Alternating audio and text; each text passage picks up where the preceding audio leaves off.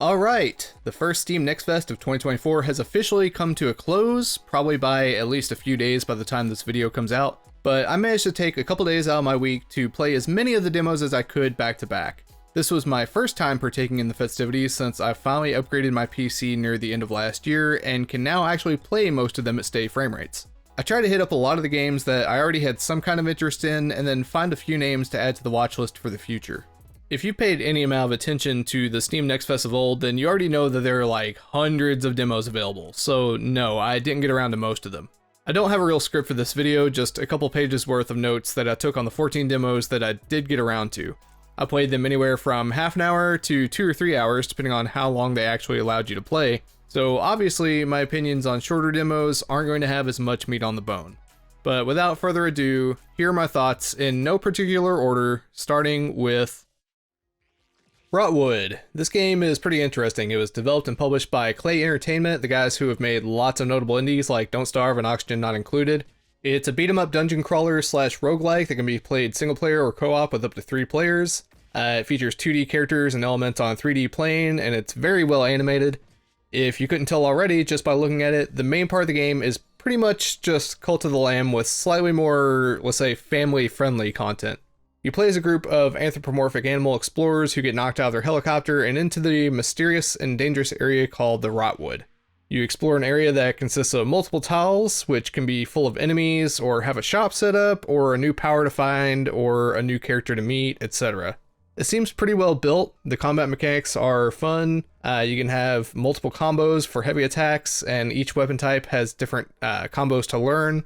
There doesn't seem to be a lot of like town building quite like Cult of the Lamb, but it's more like you're just gathering your missing teammates and setting up a small camp for those teammates to hang out in and upgrade your gear when you return from expeditions out in the Rotwood.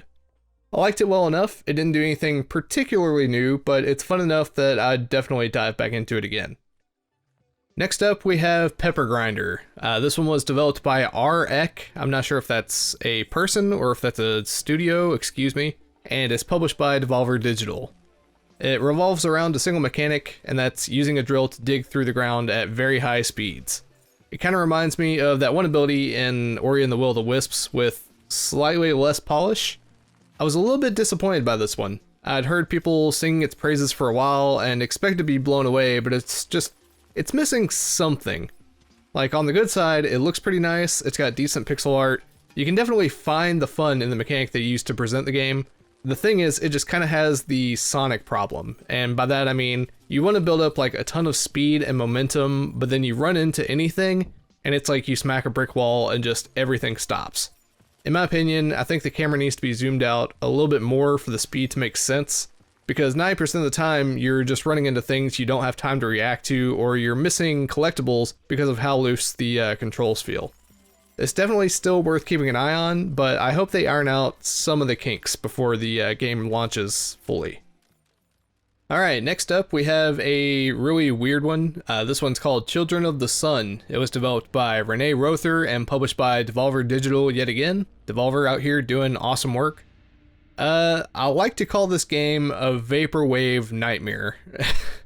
You can probably tell just by looking at it. It looks insane. The key gameplay mechanic is you're sniping, and you want to try to snipe all the targets out on the field with a single bullet. And the way you do that is you redirect your aim every time that you hit something along the way, and you get high scores for the amount of time that you take and your accuracy in hitting either the head or certain body parts or other objects out in the field. There's really not any normal movement through the environments. You're kind of locked into like part of a circle or a semicircle, depending on if they put barricades at the end of the area. There's not any stealth mechanics or anything, so you don't have to worry about being sneaky. You just kind of walk around the outside edge and you shoot inwards toward where all the enemies are located. You can kind of think of it like Sniper Elite meets Super Hot meets Hotline Miami, something like that. That's about as close as I can think of. It's extremely dissonant and harsh on all the senses. It's a stylistic choice. It's definitely a choice. Is it the right choice? I have no idea. It's kind of hard to look at, kind of hard to listen to. The cutscenes kind of seem to hint that you play as a girl with supernatural powers who survived being kidnapped by this cult, and she's having her mind reprogrammed, and after she breaks out, she's seeking revenge on this cult. So everyone that you're like shooting probably deserves it. if I had to guess. I'm kind of afraid it's the type of game that someone will see you playing and just immediately decides in their head that you're a serial killer. You should not be trusted. Again, it's a really weird one. Don't say I didn't warn you. Cryptmaster. I really enjoyed this game.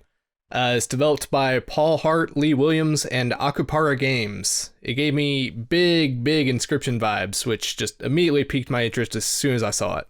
It's got super unique and disturbing sketched grayscale visuals layered over 3D models.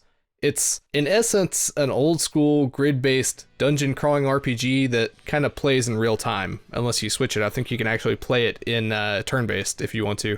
But the idea behind the game is that you have to type out all of the words and actions that you want to perform. So all of your attacks and all of your spells and anything that you want to do are all linked to typing.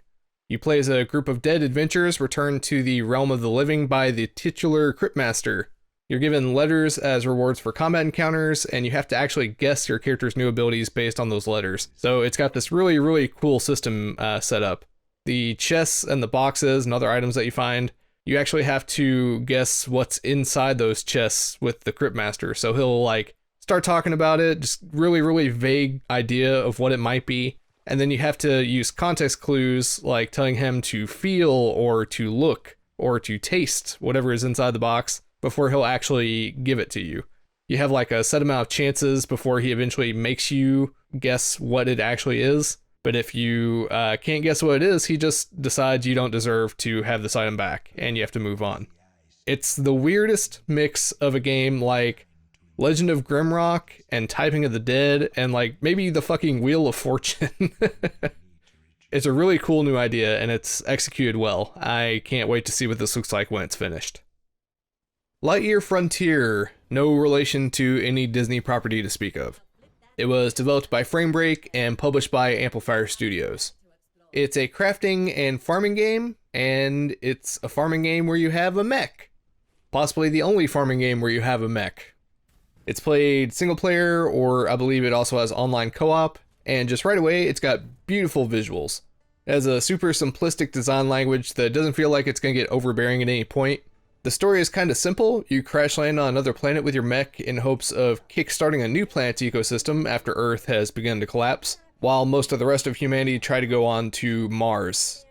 There's a talkative robot on this planet for some reason. It seems like it's been alone for centuries and you're the first one to arrive here after all of that time. And there are some mysterious ruins from an unknown civilization left behind. Don't know what's up with that. I'm sure that gets explained. Basically, you just set up a tent, you start making farm plots, you build some machinery, and feed the local wildlife while cleaning up all the environment.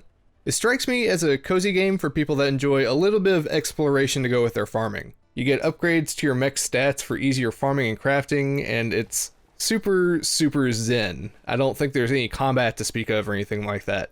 I spent probably about an hour to an hour and a half with it, and it was a really good time. It left me feeling pretty optimistic. Next up is Crypt Custodian, not to be confused with Crypt Keeper. It was developed and published by a team of two brothers named Kyle and Eric Thompson.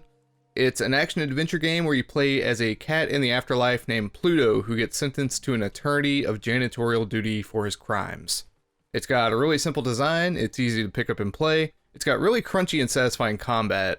The world kind of reminds me of Hyper Light Drifter, which I know it's probably a comparison I make far too often because I really adore that game. It's pretty funny, it's got a bunch of goofy side characters, most of whom have also been doomed to the same fate of sweeping up the afterlife. It's got a really cutesy atmosphere and the artwork's really great. It has a really big map to explore, and based on the trailers, I expect that you'll eventually receive some power-ups to further help you explore in like a Metroidvania-esque way, and upgrades that will help improve your combat abilities. It rides a pretty fine line of difficulty where it's not extremely hard, but it also doesn't feel like you'll be keeping the kid gloves on for very long. You'll often get into fights with multiple types of combatants at once, both melee and ranged, and you'll have to dodge or jump out of the way of projectiles coming from off screen. Not to say that it isn't fair, there are big red warning markers to keep you aware of the danger at all times.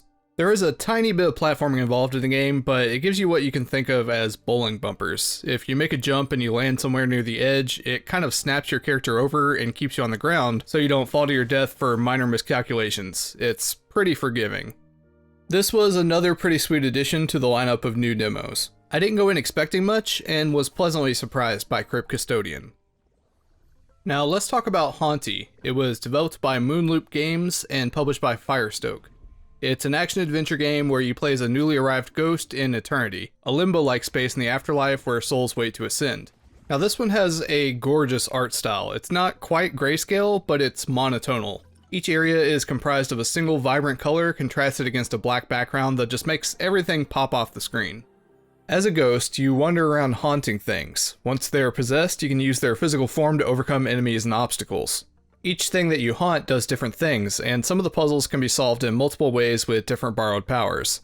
It's not really a fair one-for-one comparison, but it's easy to draw a line from Cappy's power in Super Mario Odyssey to the way it works here. Along the way, you're collecting some things, remnants of your past that are supposed to help you remember your former self, with the goal being that you can eventually meet with the angel-like being that you were torn away from and finally ascend with their help. I don't anticipate it being a very lengthy game, but I'm hoping that they're able to keep the haunting mechanic fresh enough by introducing more forms to take. It's got a really charming and adorable aesthetic with a spooky atmosphere that bubbles just beneath the surface. The scene that plays out toward the beginning actually gave me some goosebumps, and I think the devs are plenty capable of making that happen again. Next is Nevergrave, which was developed by Frontside 180 and published by Pocket Pair, who should probably sound familiar to anyone that's heard the name Palworld whispered in the last month. It's an action-adventure game, or more specifically, a Metroidvania crossed with a roguelike.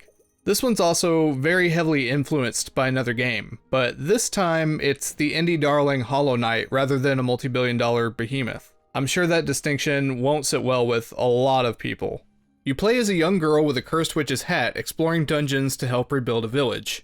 It can be played single player or co-op with up to 4 people who play as additional cursed hats that can possess other enemies in the dungeons. The art style is exactly what you would expect a Hollow Knight knockoff to look like, but it's surprisingly detailed and well animated. This was not the work of a novice team. And the combat and traversal get pretty interesting. You can do different things like leave your body behind for extra jump height or to squeeze into tight places. On top of your standard melee attacks, you can also find spells that do all sorts of different things as you dive deeper into the dungeons. When you're not exploring underground, you come back up to the surface with whatever resources you found, and you can build back up the town. It's all on a 2D plane with Terraria-style object placement, and this is how you get access to stuff like merchants, weapon upgrades, and more. Altogether, it's not a bad package. Say what you will about Pocket Pair's business tactics, but if you really zoom out, what they're doing is just giving people things that are similar enough to the stuff they wanted when other devs haven't delivered. And they're even finding ways to add content that makes their games different enough to craft unique identities in the space. It kind of reminds me of the way Blizzard used to operate in the early World of Warcraft days. They would hoover up many of the smart ideas deployed by rival MMOs and repurpose them to fit within WoW's framework.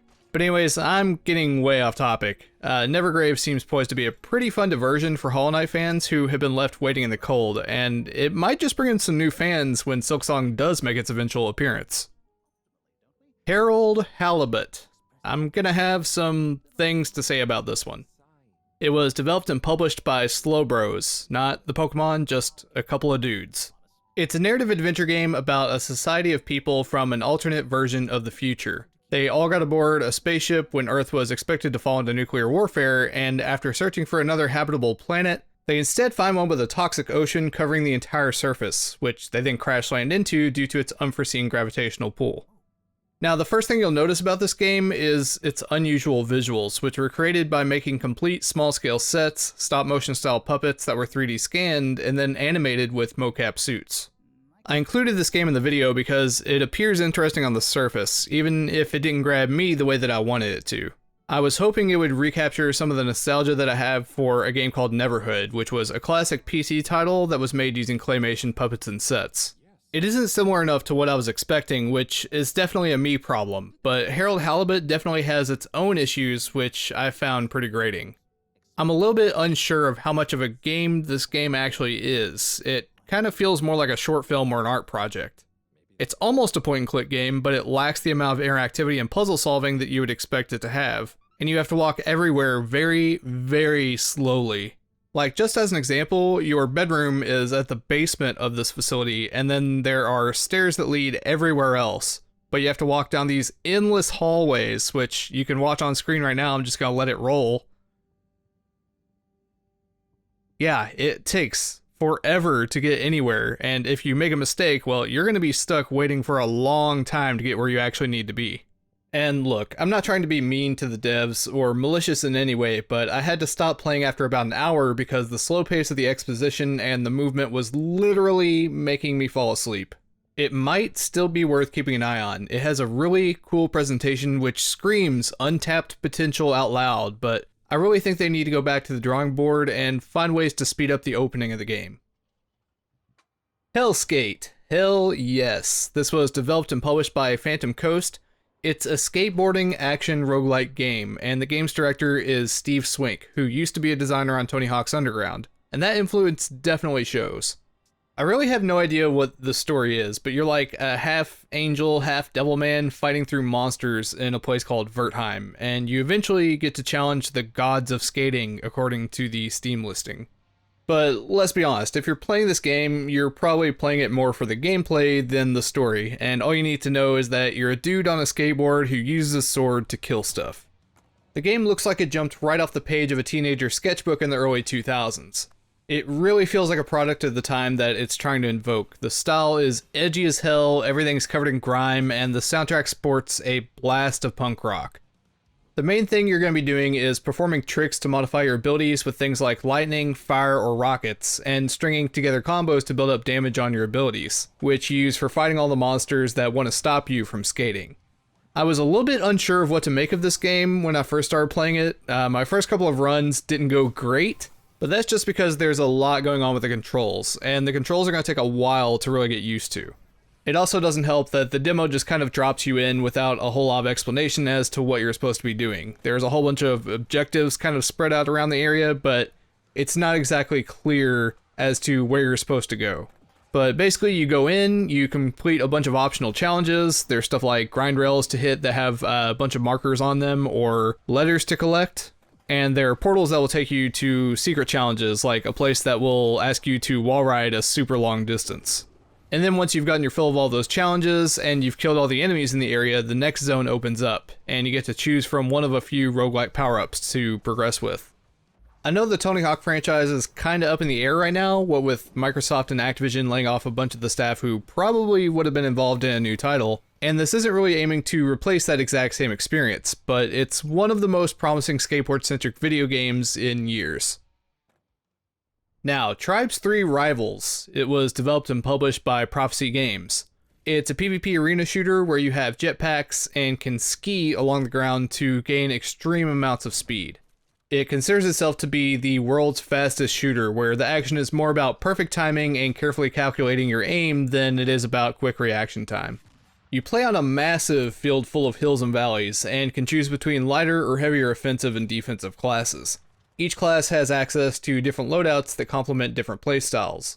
Now, almost all of the most deadly weapons in the game are projectile weapons rather than hit-scan weapons, which means there's travel time for your shot to get where it's going before it lands. I should probably say going in that I have never actually played Tribes 1 or 2, but I've heard of the series before because of the over-the-top maneuverability and speed that people love to talk about. I could definitely see it having been an inspiration for the quick movement and traversal in development for games like Titanfall and Titanfall 2. It feels unlike almost any shooter on the market today. Like, the closest I could peg is probably like Halo, but with 5 times as much speed. And I am not very good at it yet. It seems like a game that's going to take a lot of learning and be very hard to master. In the 3 games of Capture the Flag that I played over the course of about an hour, I only managed to get about 3 kills and like 20 assists. And the guy on the top of the leaderboard was sitting there with 27 kills. Like, that guy has definitely put in his time in the first 2 games. Anyways, I'm looking forward to see if they can manage to push an arena shooter on a new audience in the year of 2024. It feels like as good a time as any to have a resurgence for that kind of game. Pacific Drive. This one is developed by Ironwood Studios and published by Kepler Interactive.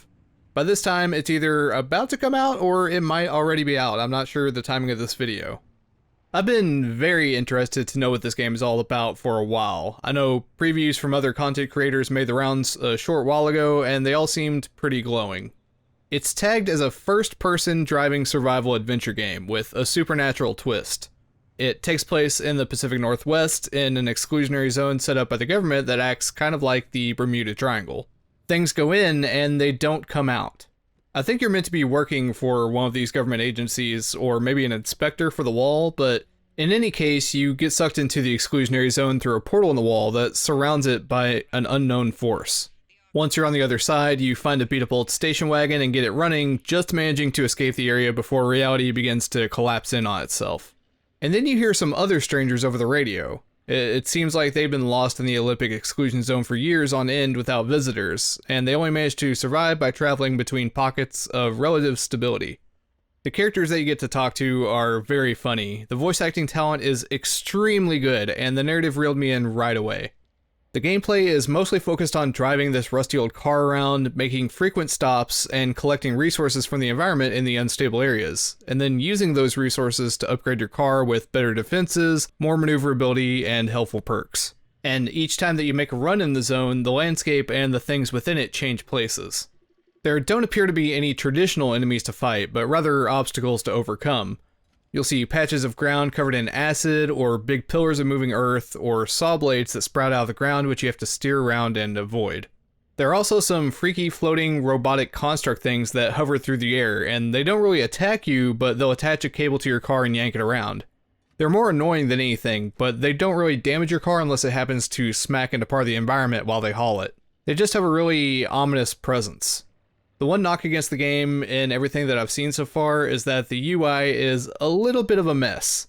It's got like an old DOS computer style font and an overlay that makes it really hard to navigate. The tutorials don't do a great job of explaining what you're looking at, and you'll constantly lose your cursor.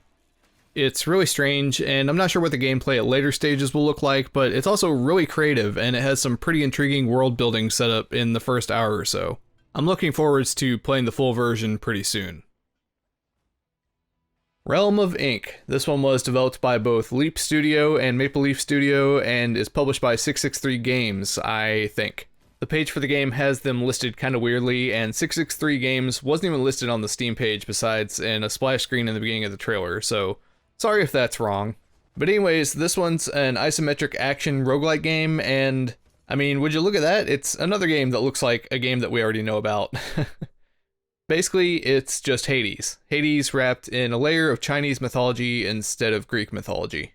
You play as a swordswoman named Red who has a weird little pet named Momo, and you're seeking revenge on a fox demon for some reason. As she reaches the fox demon, she has a kind of deja vu moment, like she's already done this once before. And then the narrator chips in and tries telling her to continue what she was doing, which makes her realize that she's being manipulated by a voice claiming to be in control of fate and destiny itself. She denies the voice's control, and now she has to fight her way out of the realm of ink, which seems to be a sort of storybook vignette that the game is set in. The game feels pretty simple at first, with access to a single weapon and a handful of abilities, but it becomes increasingly chaotic as you progress through more levels. One of the main pickups that you'll find are called ink gems, and these are the things that give you new abilities, and each combination that you pick up and use transforms your pet Momo to generate different effects. It's a pretty neat way to make you want to try out different abilities without forcing them on you, because some of the abilities are great on their own, but aren't quite as good as others when you pair them up. I'm not sure exactly how much this variety affects what your pet does in fights, but I assume it becomes more necessary to find pairings that beef up Momo and change its roles for different playstyles later on. The demo really wasn't lengthy enough for me to test out a whole bunch of different combinations. You do, however, get access to a couple of other weapon types, both of which are way more exciting than the standard Scarlet Sword that you begin with. The first was like a set of dual blades built for speed that also lets you send out a big shuriken heavy attack that goes forwards and then returns back to you for a second hit. And the second, which was my preferred weapon, was a pair of range-focused aura blades that send waves of energy across the ground, and after you score a bunch of hits with your light attack, your heavy attack gets powered up. It was really nice having these three almost completely distinct ways to play through the demo after you left the tutorial area. But with the gameplay aside, the presentation of the game isn't too shabby either. Everything has this really thick, inky outlining, and all the character portraits look pretty cool done in this art style. The combat animations are also easy enough to read, which is very important for an action-focused game. Timing your dodges perfectly is a lot easier when enemies don't have awkward wind-ups that you have to account for. There was one ability combination that I used, which I had a problem with, and I can't remember which one it was. It'll probably be on screen at some point. It was a really strong ability, and it was all I had access to in the run, which is why I kept using it. But the problem is that it does this thing where the screen cuts completely to black for a few moments before resuming. It made some of the fights extremely disorienting and hard to focus on. Also, from what I can tell, all of the voice work is currently only in Chinese, so just imagine playing an intense game like Hades or Diablo while a character is speaking in a language that you don't understand, and you're forced to read subtitles the entire time. I could be wrong, and I know localization takes a lot of time and money that the devs might not have. Hopefully this doesn't come off as too first world problem-y. All in all, Realm of Ink isn't super original, but it's frantic, it's flashy, and it controls really tightly, which makes for some fun times. Last but certainly not least is Tales of Kenzera Zao, which was developed by Surgent Studios and published by EA. This game was introduced to the world through an impassioned speech at the Game Awards by Abubakar Salim, the CEO of Surgent Studios and the actor behind Bayek in Assassin's Creed Origins, which was honoring the memory of his late father who tragically died of cancer when he was young. It's a Metroidvania-style adventure game centering around the Bantu legends of Africa. You play as Zao, a grief-stricken young shaman whose father was taken too soon by sickness. He pleads to the Bantu god of death, Kalunga, and offers to complete his trials in order to retrieve his father from the afterlife. It's a story that obviously pulls from Abubakar's own life experiences and the hardship he faced when he first became an actor without his father there to guide him. Just about anyone could put themselves in his shoes, wanting so badly to do anything to bring back a loved one. Although the tone of the story is somber and depressing, the game itself is very bright and colorful, and you can tell that the studio was inspired by the artwork of the world of Black Panther. It has fast, fluid movement, and it feels really fun to play even within the limited space that the demo gives you to run. Being a shaman, Zao is able to use the dual masks of the sun and the moon inherited from his father to empower himself and defeat the demons that roam the land of Kenzera. The sun mask is typically used for up-close melee fighting, and the moon mask is used to hit targets at a distance. Switching between these two masks for different combinations of attacks is called the Dance of the Shaman by the characters, which just sounds really cool. The combat feels a little unwieldy at first, but you can probably pull off some really elegant maneuvers once you get the hang of it. The demo gives you a very small taste of what's in store as far as the Metroidvania elements, but I can imagine the full game handing you some awesome tools to get around the map.